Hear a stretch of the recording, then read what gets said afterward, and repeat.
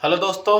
तो आज की वीडियो में हम बात करने वाले हैं पावर स्टार पवन सिंह के नए गाने के अपडेट को लेकर। तो आज आपको हम बता दें कि पावर स्टार पवन सिंह के अभी सावन में तो बहुत सारे गाने आए, बैक टू बैक बहुत सारे गाने अभी आने वाले भी हैं, लेकिन ये गाना सावन का नहीं है, बोलबम का नहीं है। ये एक गाना बहुत ही प्यारा लोकगीत गाना है और इस गाने का नाम अगर बताएं हम तो आप लोग देखे होंगे कि आज से सावन स्टार्ट होने से पहले एक गाना आया था पावर स्टार पवन सिंह का, सड़िया बुलुकिया।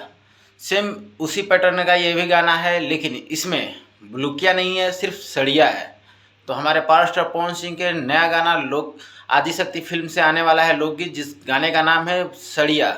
इस गाने में पावर स्टार पवन सिंह के साथ फीचरिंग की हुई है पलक वर्मा, और इसमें नए राइटर, नए म्यूजिक डायरेक्टर, जो कि दोनों अलग है। ना कि पावर स्टार पवन सिंह की टीम में वाले जो पुराने उनके सिंगर, राइटर, म्यूजिक डायरेक्टर हैं, वैसा कुछ नहीं है। पावर स्टार पवन सिंह के नया राइटर, जो कि